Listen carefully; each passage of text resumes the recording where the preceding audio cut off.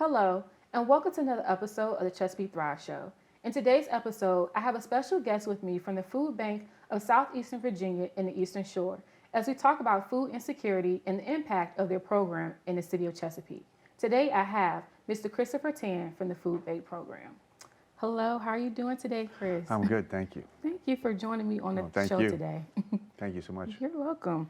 So I did want to talk about the food bank program and everything that you do for the community. So can you share with us some of the impact of your program as you serve for Chesapeake residents?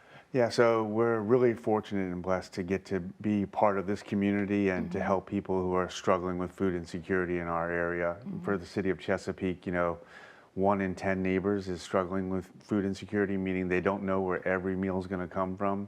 That's up significantly from 2 years ago, where it was 1 in 12, and 4 years ago, where it was 1 in 17. So, 1 in 10 neighbors in Chesapeake are struggling with food insecurity. We have 67 partners across our communities in Chesapeake and our program sites that deliver about 4 million pounds of food a year to them, and to focus on really providing healthy food access to our neighbors in need. So that's fresh produce and protein mostly, which is almost half of that 4 million pounds. Wow. So with some of the meals that you all provide, like where do you actually get some of your produce that you provide to the citizens? Yeah, so we farm a lot of it in the sense of like we're farming it out and finding ways to get it from farms in our local community. That's one piece. We also are trying to find produce vendors. We use regional cooperatives mostly that allow farmers to donate their produce to that, and then we save on that donation about 30% of the cost. We purchase a lot of it, unfortunately, as well, so we have a high cost there. And then also we are getting community donations. There's so many gardeners in our community that actually just come and give their leftovers to us. We also can help farmers if they have extra abundance and they want tax donations from the Virginia Tax Credit Program. We can help them achieve those as well. So that's where a lot of the produce comes from. Wow. So with some of the different sites that you were talking about, like are they located like specifically within the community, like at maybe different Parks and Recs location, different local churches? Like who are some of those partners? Yeah, so our partners are the critical piece to our work. I mean, to be quite frank, neighbors that we serve need to find food where they work, where they live, where they enjoy life. And so most of them, 90% of them, are probably faith-based in some sense. So it's your local food pantry, it's your local, chapel pantry. Then there's also big partners like the YMCA and Salvation Army and just a number of 4Kids. So there are also partners that we partner with in the nonprofit sector. So a wide variety, because we know that neighbors are going to access food in a wide variety of ways and in a wide variety of frequency in that sense, for sure. So can you share with me just a little bit as into why is it very important for the food bank to actually be here to just serve Chesapeake residents?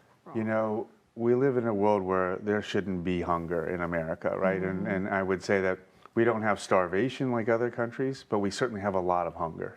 And we're seeing the faces of hunger change pretty dramatically over the last 4 years. So, these are working families where, you have parents both working, where inflation and gas prices and food costs are 30% higher than they were 4 years ago. All of those things factor into, I don't have enough money anymore to make my food budget work. Or seniors who are on fixed incomes, and so what we're striving for as a food bank and as a community is that somebody shouldn't have to choose between medication and food or getting the kids school supplies and food. And so our job is to do our best to, 1, provide that food as much as possible, but 2, also help those who are in need access the food that they really want and need. So that's why healthy food is so important. Yes. And actually, since we're rolling into the summer months, so I'm pretty sure you probably have some things planned for like the youth because they're out of school right now. So what are some things? Yeah, so a lot of our partnerships in the summer focus on those programs that do happen during the summer. Summer is a really challenging time for food banks. 1, our donations generally go down.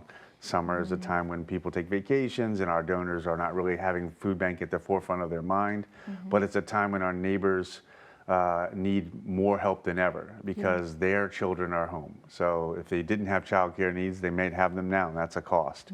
You know, many of our children are receiving 2 meals a day from school, and now they're not.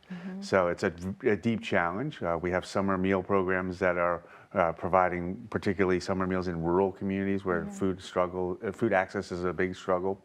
And then we also have all of our, like I said, 67 partners in Chesapeake who work every day to make this happen, and we couldn't do it without them. Yes. So with you saying that you have 67 partners throughout the city of Chesapeake, so if there are some families that may be in need, or maybe also there are some additional volunteers that want to support the food bank, how can people actually get in contact with you all? Well, the number one thing we want to make sure is that if you're a neighbor and you're in need, you go to foodbankonline.org, you click the button that says Get Help and find a pantry near you. We will help you navigate that electronically if that's the way most people want to access our services, and show you where the pantries are located near you, what their hours are, and all of those things. You can also certainly look at our website and find those pantries. If you're somebody that is looking to give back, we get over 7,000 volunteers a year that make up about 30 full-time employees to us. So we can't do it without volunteers. So if you just want to volunteer your time, we'd love it. And then if you want to volunteer your resources, we'd love that as well. So money we can make go a long way. Funding can go a long way. 95 cents of every dollar that you spend is going to go directly to people in need at the food bank. But most importantly, we can turn $10 of your donation into $60 worth of groceries for a family or a senior. Wow. Yeah. And that's super important right now, like you said earlier about the inflation and things. So, Chris, I just want to say thank you so much for joining me on the show, because what you and your program is actually doing is supporting these families in the food insecurity portion. So thank you so much for joining me. Thank you so much for having me. You're welcome. And thank you for tuning in to another episode of Chesapeake Thrive Show. We will see you next time.